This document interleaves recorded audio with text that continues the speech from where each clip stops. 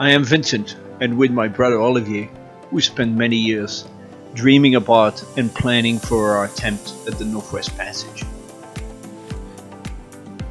This is a story of our summer 2019 transit of the Northwest Passage from Rhode Island to the Aleutian Islands via Nova Scotia, Newfoundland, Greenland, the Canadian Arctic archipelago, and Alaska. The Northwest Passage itself is typically only passable for a few weeks of summer. Jean, a childhood friend, joined us for this voyage. Alioth is a 53-foot aluminum French-built sailboat designed and equipped specifically for high-latitude navigation. We spent the preceding winter refitting and servicing the boat, inspecting the mast and rigging, and installing a few additional systems to facilitate our Arctic navigation. We also upgraded our supply of spare parts and tools. We provisioned the boat for 3 months. 2 months for the expected transit time, and an additional month in case of adverse ice conditions. The first leg of our journey was from Newport, Rhode Island to Halifax, Nova Scotia, via Portland, Maine. My daughter Acadia and her boyfriend Roger joined us for the initial sail.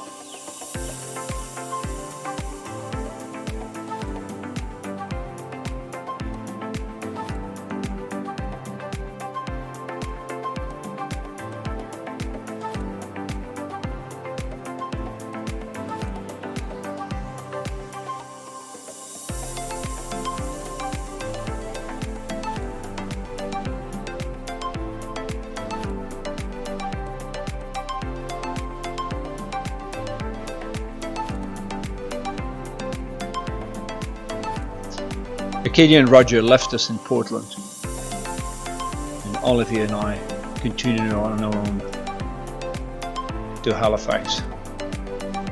Very light conditions with some sizable residual swells.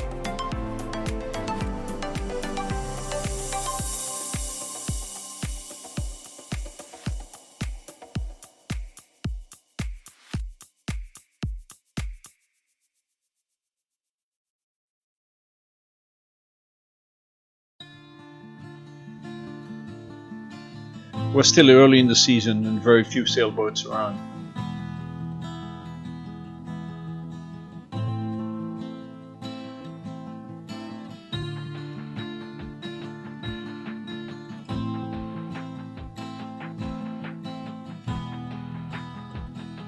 We left the boat for the following couple of months at the Armadale Yacht Club on a mooring in Halifax, a very low-key, welcoming yacht club.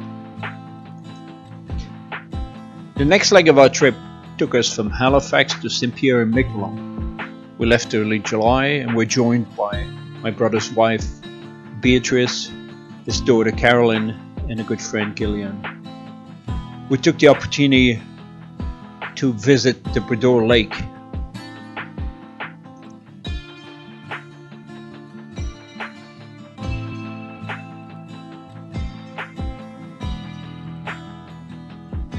The Labrador Lake is accessible from the southwest via a loch and the short St. Peter's Canal.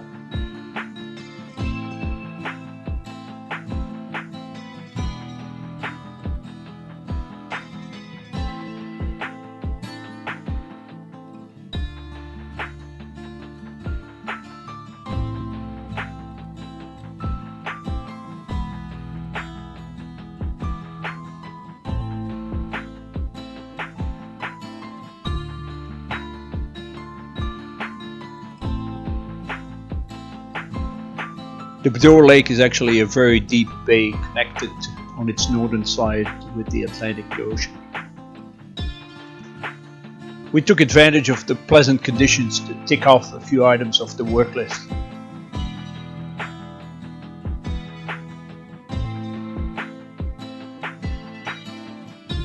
The overnight stay in the very welcoming town of Quebec was very pleasant.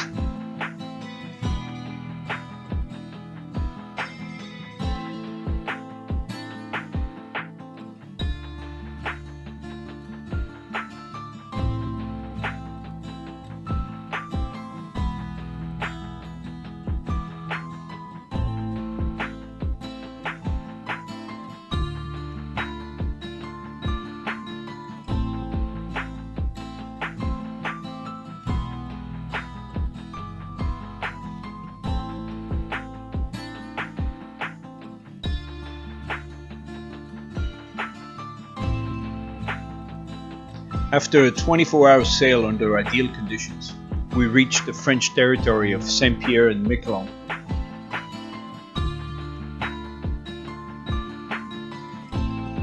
Traditionally, Saint-Pierre was a vibrant center for cod fishing on the Grand Banks. Unfortunately, due to overfishing, no substantial fishing activity remains nowadays.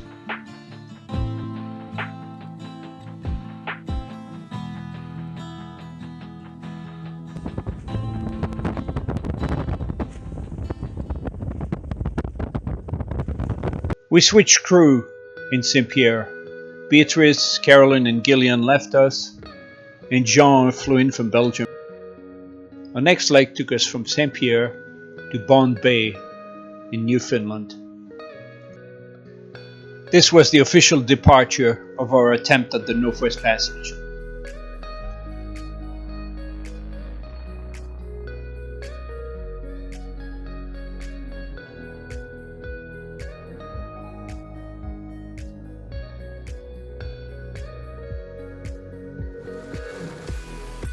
We first stopped for a few hours in Fortune, Newfoundland, for Jean's lost luggage to be delivered.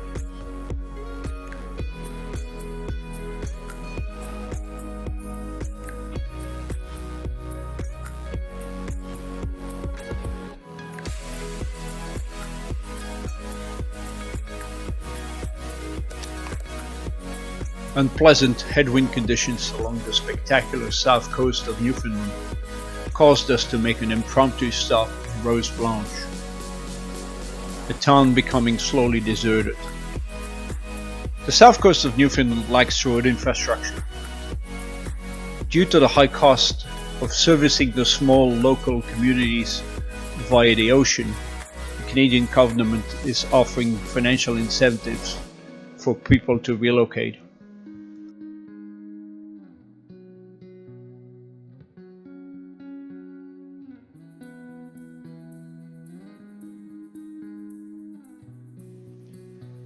We then stopped at the Gromont National Park in Baffin Bay, which gave us the opportunity to reconnect briefly with Caroline and Gillian, who had been hiking and camping in the area.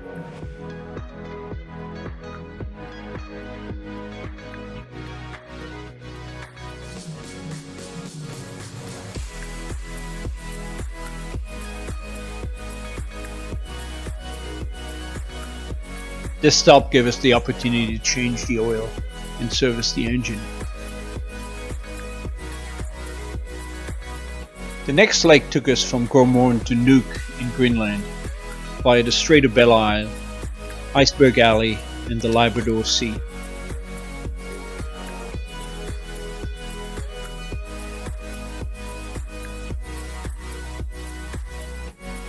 It's in the Strait of Belle Isle between Labrador and Newfoundland that we got to see our first icebergs.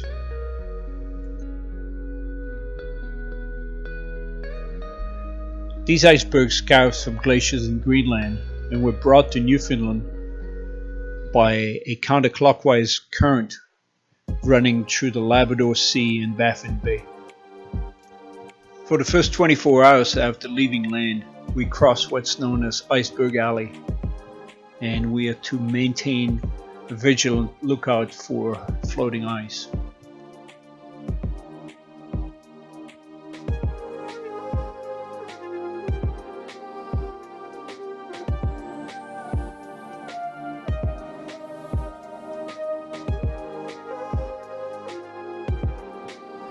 A couple of days into the crossing towards Greenland, we encountered some flat calm conditions, which gave us the opportunity to finish our ice pole and to attempt one more time to fix a stubborn leak on our freshwater maker. The 5-day sail across the Labrador Sea gave us the opportunity to settle into the routine of life at sea, with standing watches, cooking, resting, reading, and maintaining the boat.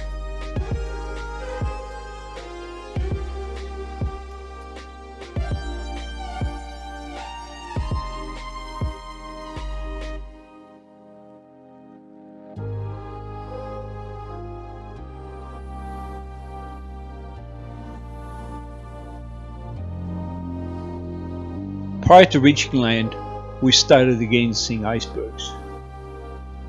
This time, they were drifting north, carried by the current along the west coast of Greenland. We spent 3 days in the capital of Greenland, connecting with other crews also on their way to attempt the Northwest Passage. The exchange of ideas and experiences started developing bonds that only grew stronger as we sailed through the passage.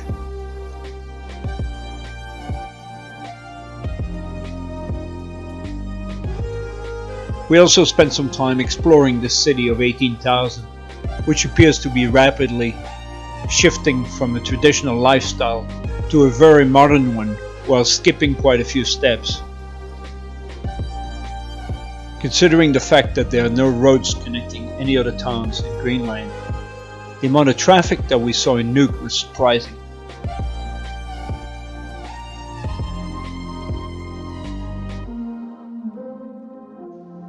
Although we did not go as far as purchasing whale meat. A surprising abundant availability of fresh fruit, vegetables, and other quality produce enabled us to resupply our galley. Our next leg took us along the west coast of Greenland, from Nuuk to the famous Disko Bay.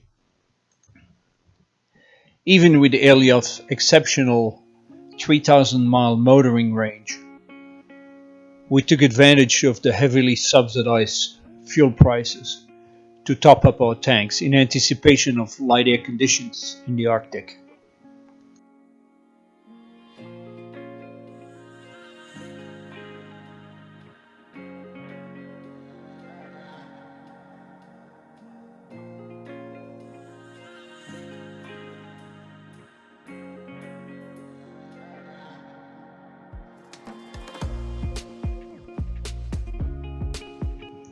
Unpleasant headwind conditions made us decide to take a detour around an island at the entrance of the spectacular Kangerlussuaq Fjord.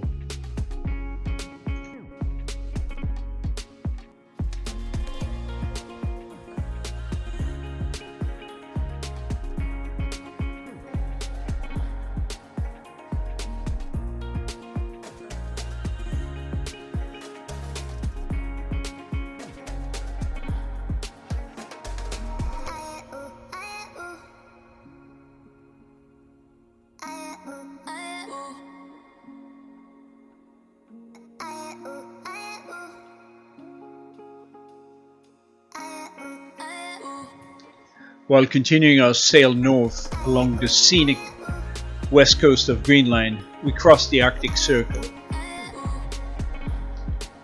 As we had previously experienced in Norway and in Iceland, we were not benefiting from 24 hours of daylight.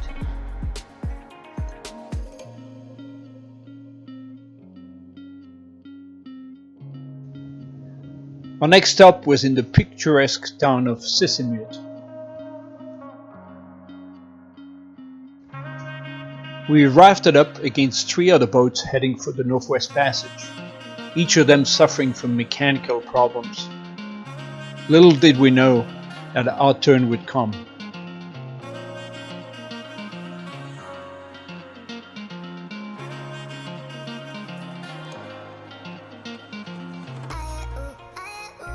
In Sisimiut, we saw our first sled dogs.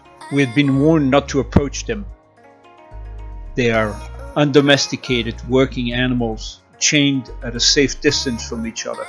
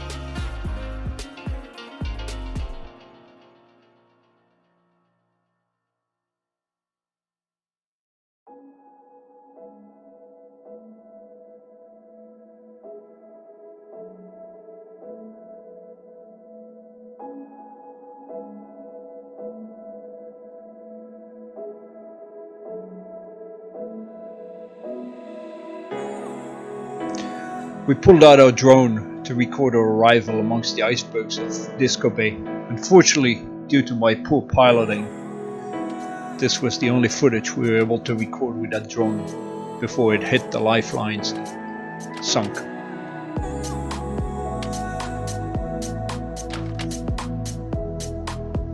Disko Bay is the largest bay on the west coast of Greenland.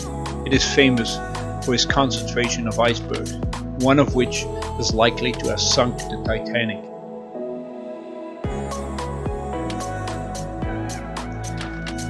No better way to celebrate this grandiose scenery than Scotch with 10,000-year-old ice.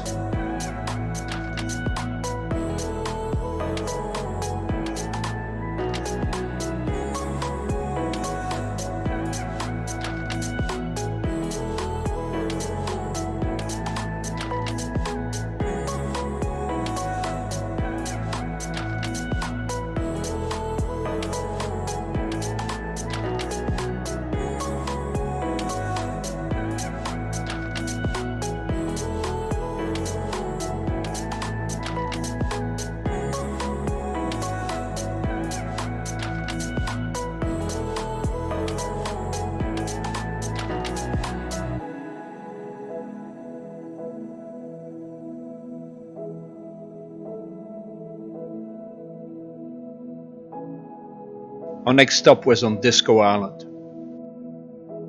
When the cold seeps in your soul, how we huddle round that little pot stove, burning oily rags and coal.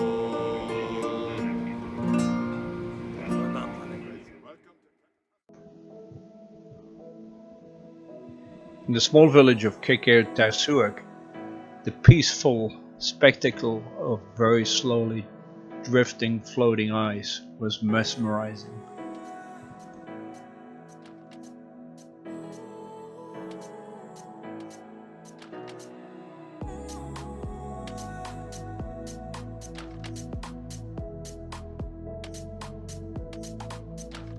With such great weather conditions, it was time to get our dinghy ready for future explorations.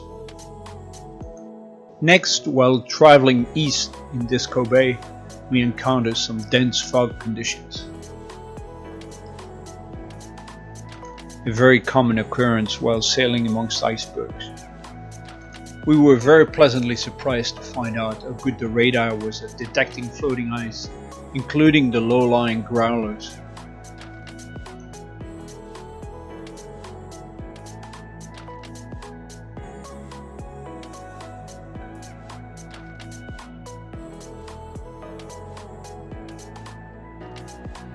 We then stopped in Ilulissat, a fishing harbour, which that day was also visited by tourists from a small cruise ship.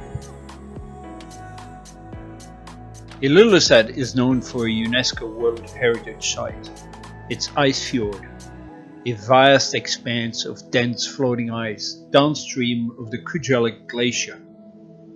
This is one of the fastest and most active glaciers in the world. It carves 10% of the ice produced by all glaciers in Greenland.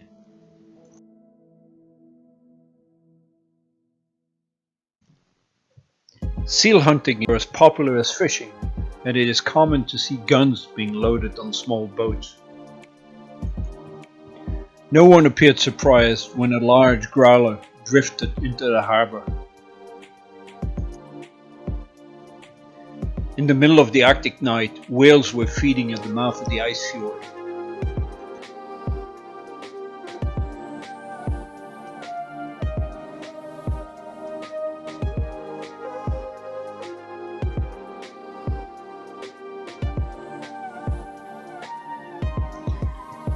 Regular engine oil changes and diesel fill-ups are part of the routine of sailing in the Arctic.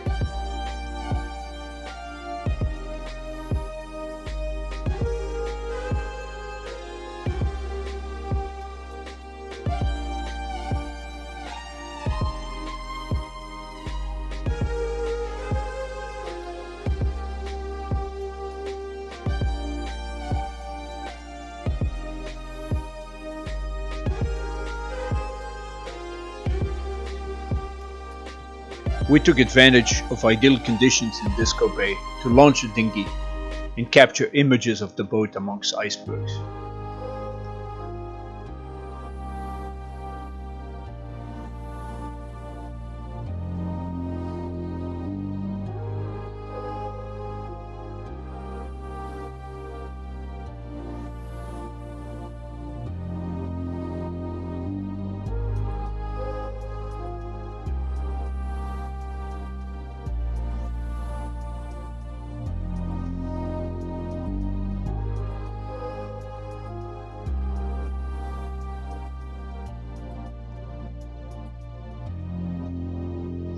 A few hours north, we enter Atta Sound with its impressive equipped glacier, and Alioth experiences first contact with floating glacier ice.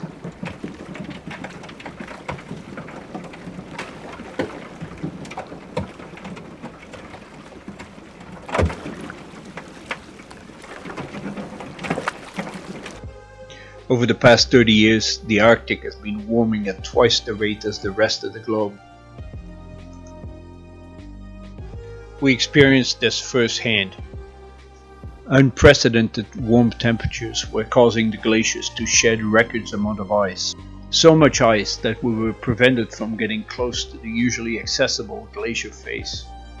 Instead, we stopped the engine and drifted to listen to the glacier cracking sounds, and to take in one of the most memorable sceneries of our trip.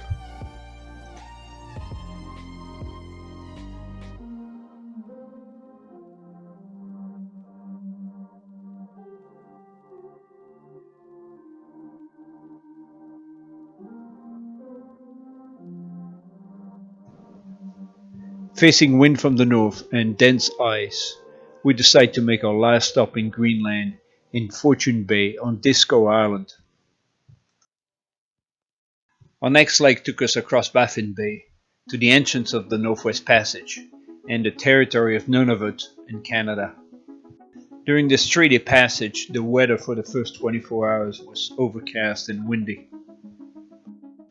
By then we were keeping in touch with other boats attempting the Northwest Passage via email. Months earlier, we also had started exchanging information with two benevolent shore-based advisors who had been guiding boats through the Northwest Passage for years.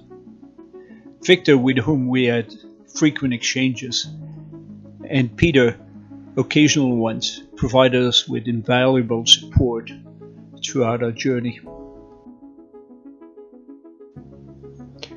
As we approached Baffin Island, we started seeing icebergs again. This time they were slowly drifting south along the coast of Canada.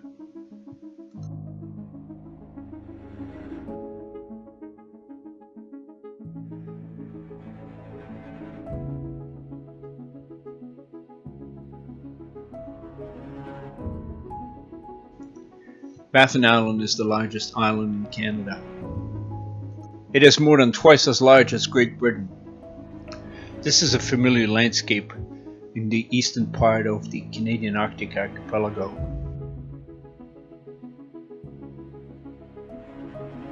We had reached the entrance of the Northwest Passage, which stretches from the western end of Baffin Bay to the Bering Strait in Alaska.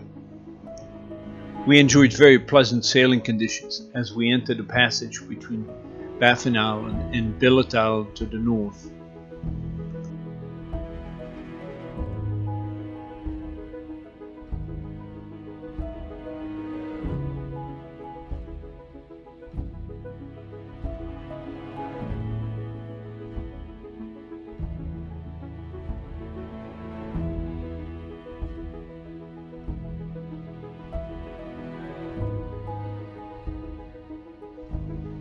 Our first stop and entry port into the Canadian Arctic was Pond Inlet, a small Inuit village with a population of 1,600. This settlement, like many in the Arctic, unfortunately suffers from social issues and racial tension. Docks are rare in the Arctic, and Pond Inlet only offered a beach landing. Two other vessels were there to attempt the Northwest Passage. Tekla, a 100-year-old Dutch steel ketch, and Molly sailed solo by Randall, who I had met earlier in Halifax. He had left San Francisco 10 months earlier and sailed non-stop around Antarctica to Nova Scotia and was now attempting to make it back to San Francisco within a year. From Pond Inlet we proceeded clockwise around Billet Island towards Devon Island.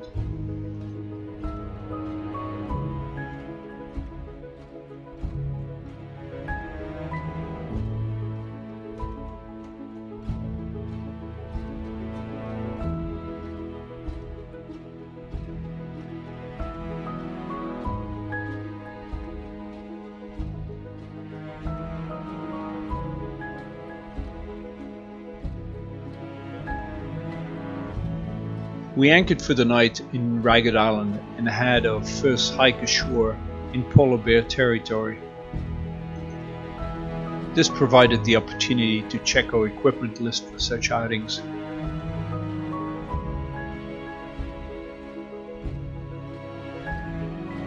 No bears in sight, only an Arctic hare whose fur turns white in winter.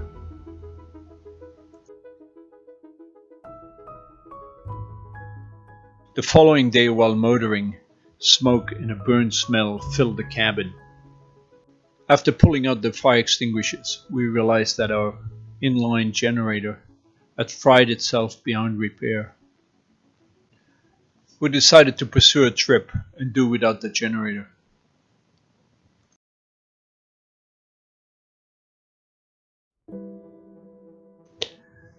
On our way north in Navy Board, we stopped in the middle of the night to take in the view of the grandiose Iqaluit Glacier.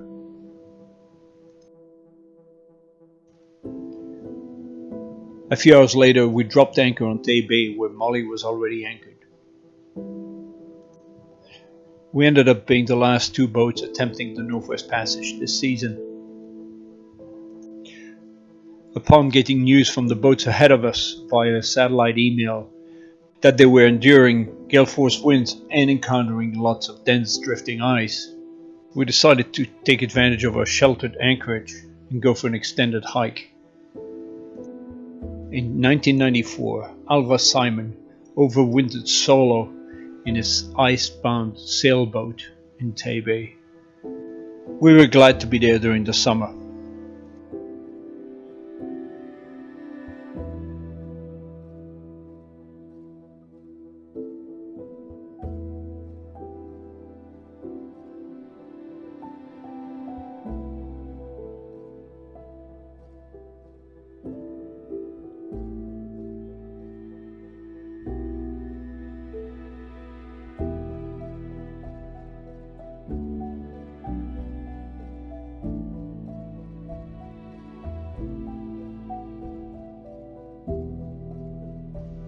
The murky water color is due to sediments in meltwater from the glacier at the head of the bay.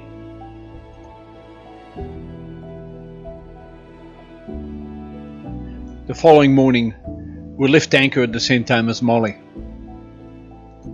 Soon, while passing the Wollaston Islands, we encountered the super yacht Rose Hardy, returning from Devon Island where they faced some difficult conditions.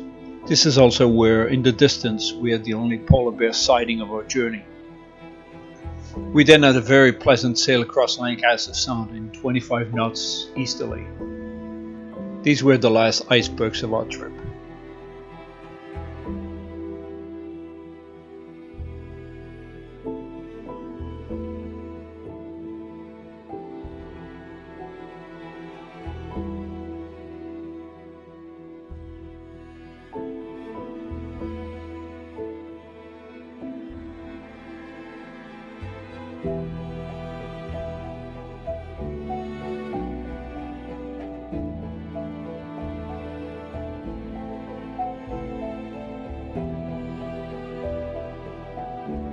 On Devon Island, the world's largest uninhabited island, we stopped on Dundas Harbour.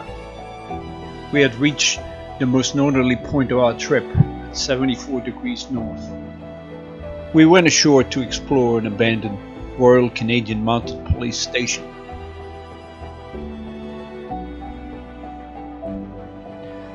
This post was established in 1924 to prevent poachers from Greenland to hunt in the Canadian Arctic. Facing harsh living conditions, the first two officers perished on site, one from a self-inflicted gunshot and the other in a hunting accident.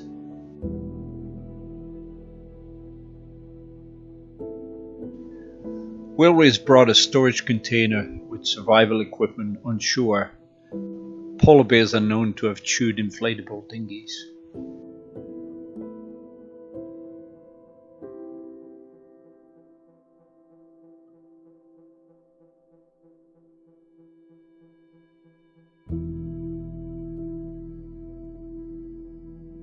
Our next stop was Baffin Bay, with its large glacier descending to the sea from the Devon ice cap.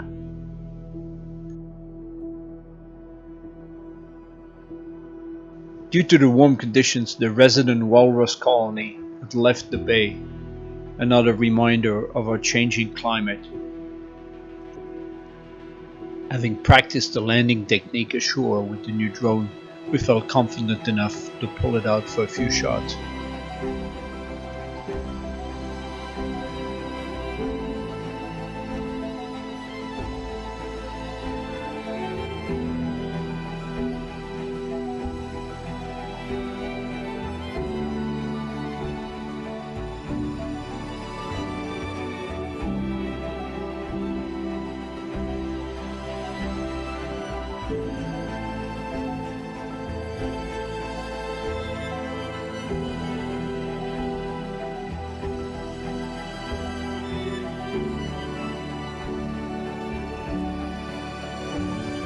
Since the commonly sailed Prince Regent Inlet was still icebound, we headed across Lancaster towards the entrance of Peel Sound and the most challenging floating ice conditions of our trip. We had transitioned from freshwater glacier icebergs to saltwater pack ice. The Canadian Ice Service publishes ice condition charts daily. We were able to download them via a satellite communication system. These charts show ice concentration in 1/10 increments. In Peel Sound we encountered up to 6/10 ice concentration, which required constant vigil and frequent course changes.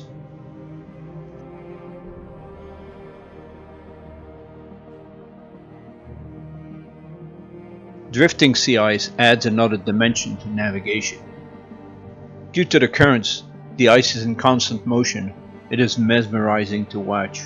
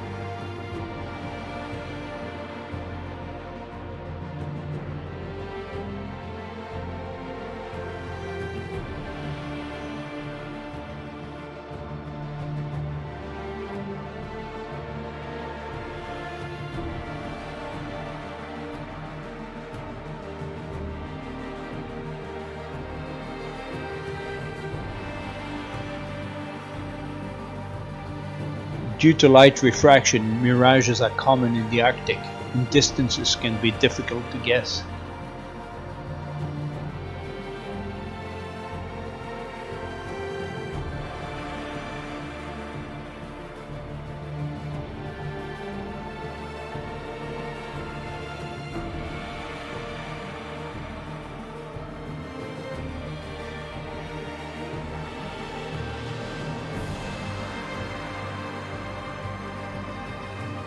Upon exiting Peel Sound, we encountered some patches of open water in Franklin Strait and were able to set sail for a while progressing south.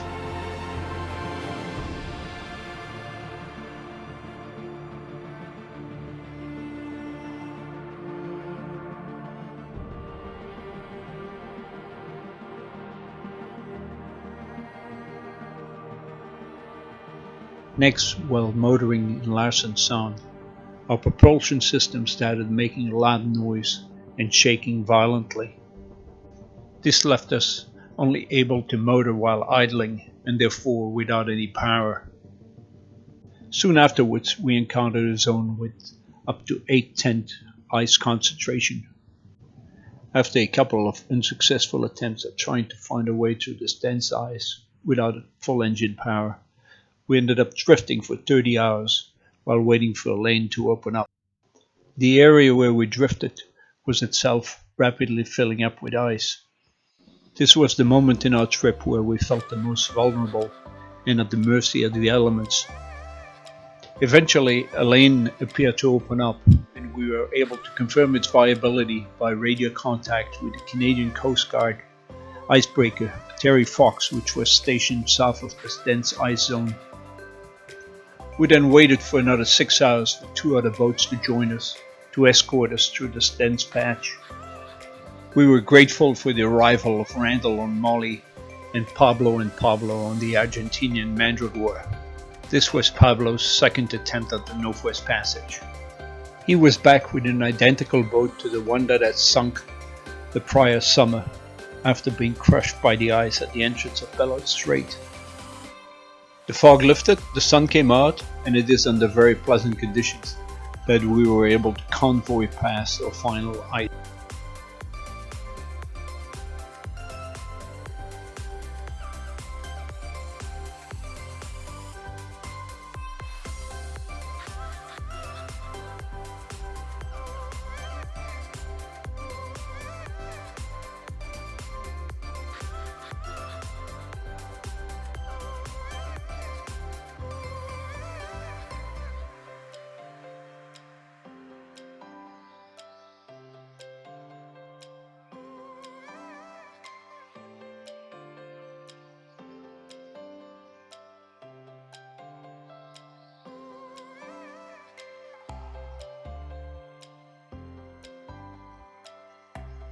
A few hours later, we exited the last of the dense ice of our trip.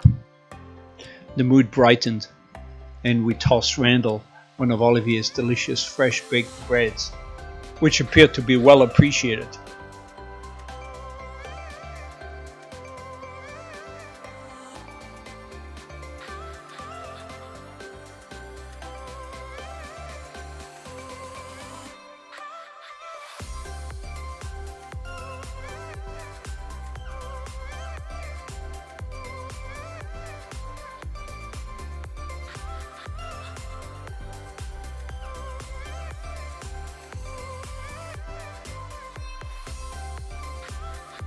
A day later, while in Victoria Strait, the wind died and our propulsion system failed completely. We were 24 hours out of Cambridge Bay, and Randall generously offered us a tow. Due to a fast approaching, intense summer storm, a rare event at this time of the year in the Arctic, and another example of a consequence of a changing climate.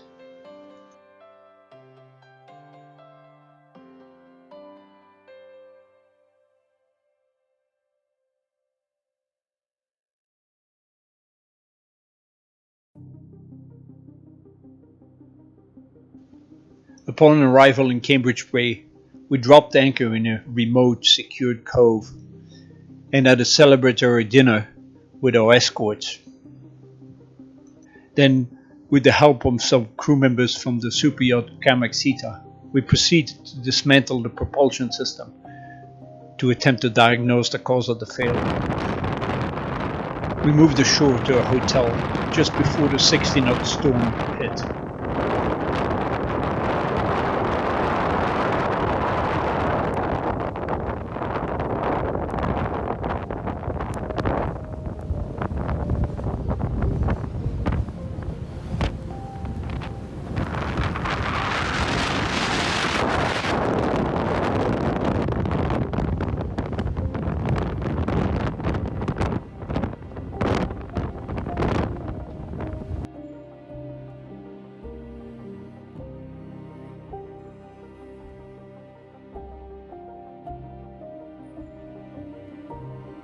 We ended up spending 11 days in Cambridge Bay.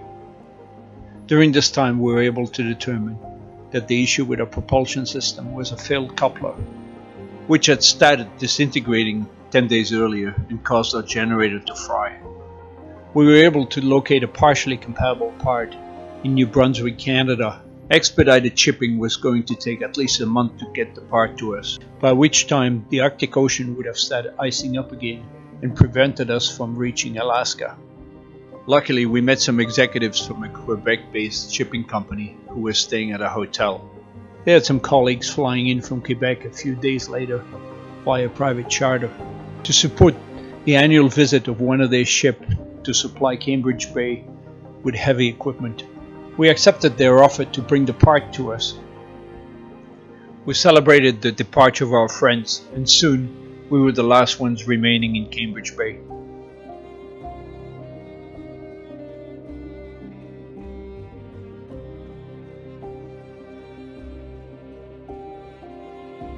The new coupler arrived and we were able to make it fit, with the help of the team at the only mechanical shop in town.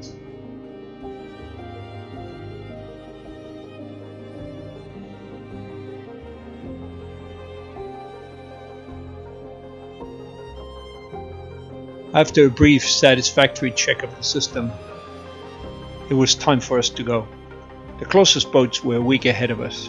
We were now racing against the start of the Arctic Ocean freezing season and of the fall storm season in Alaska. During this part of the trip and until Point Barrow, northwest corner of Alaska, the scenery was monotonous, consisting of low-lying coastlines dotted at regular intervals by automated radar stations, remnants of the Cold War era distant early warning or dew line. A few nights in a row we were treated to mesmerizing and fast moving aurora borealis. Due to the less than perfect repair on our propulsion system, we were now only able to motor at 6 knots instead of the usual 7.5, and we faced the consistent 1 knot current against us. All this made for slow progress.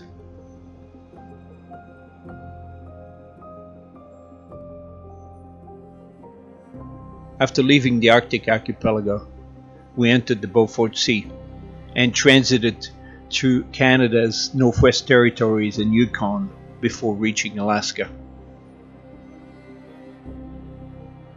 With a mixture of exercising and cooking, the crew did its best to maintain its fitness and spirits during this long leg.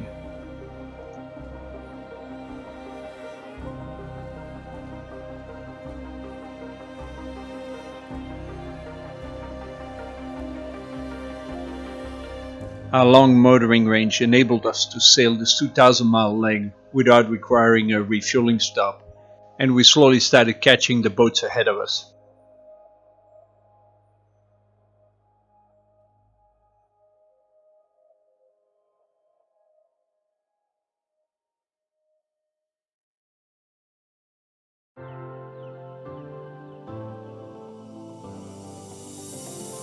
We passed Point Barrow, the northernmost point of the United States, and headed south in the Chukchi Sea.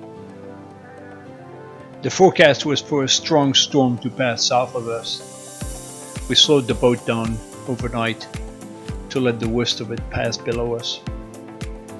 Nevertheless, the approach to the Bering Strait lived up to its fierce reputation. We crossed the Arctic Circle again during this storm.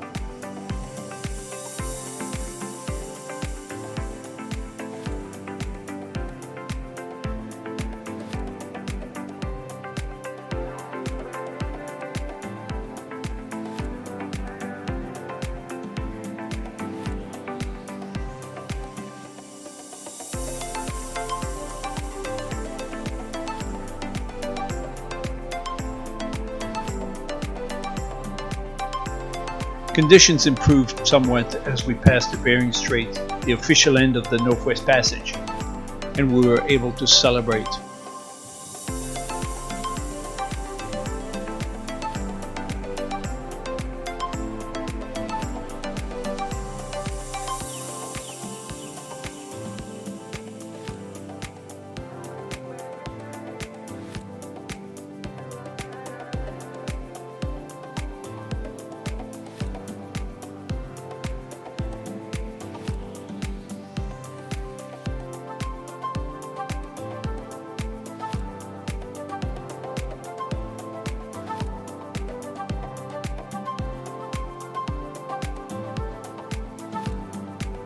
"24 hours later, we arrived in Nome, Alaska, a town of 3,800, whose atmosphere consists of a mix of gold mining, Far West, and Mad Max.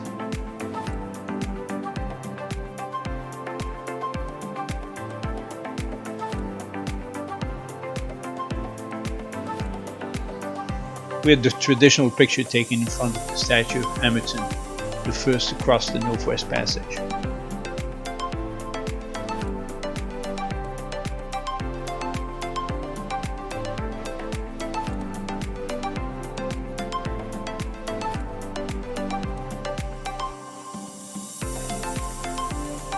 Three other sailboats were already in Nome after completing the Northwest Passage.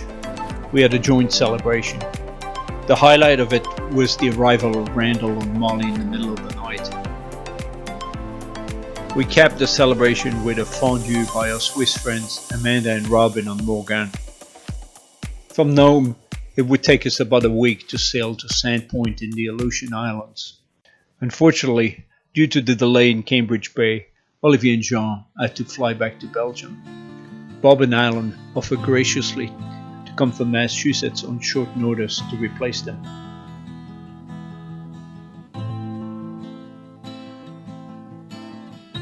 As expected, the Bering Sea delivered one of its legendary storms. Around this time we started hearing some unsettling noise around our lifting keel. We found out later upon hauling the boat that one of the wedges holding it in place had sheared.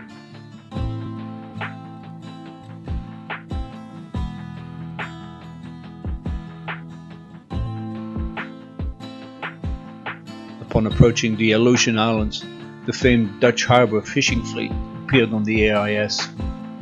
We sailed through the Aleutian Islands via Unimak Pass, within sight of a spectacular 2,000-meter glacier-capped volcano.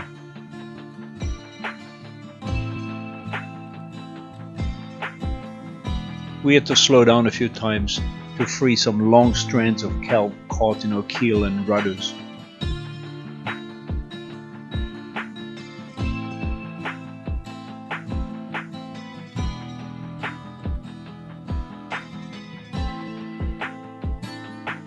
As we approached our final destination, the sun came out and we got to enjoy some of the most pleasant sailing conditions of the trip.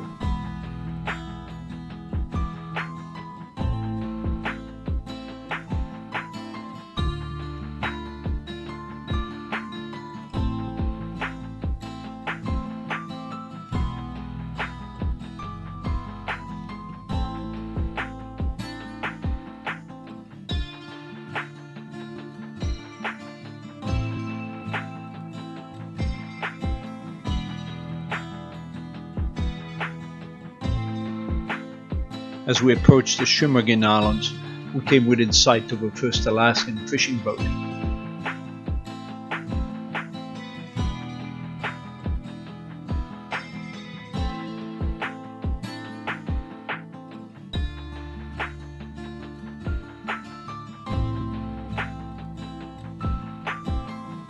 The amazing Alaskan sea life was on display. We reached Sandpoint, a very active fishing harbour, and the end of our journey. Local fishermen offered us a warm welcome and supplied us with much appreciated fresh halibut and crabs. Alioth was hauled ashore and secured for the winter. The last time I had seen trees was in Newfoundland 2 months earlier. A short flight to Anchorage started the long trip home. In summary, we were lucky to make it, as 2018 had been a difficult year for ice, and 2020 was closed due to COVID. We expected intensity, and got it with strong feelings of exposure and vulnerability. For this trip, self-reliance is key, and a good engine a necessity. The support from the shore-based advisors and amongst boats was amazing. 2.5 months at sea is a long journey, and maintaining the safety, the health, and the spirits of the crew is key. The feeling of not having had sufficient time to properly visit the Arctic was common amongst all crew. Transiting the Northwest Passage is about patiently waiting for the ice to open, and then rushing to Alaska before the winter sets in. Navigating through the ice is mesmerizing, and we are ready to sign up for it again.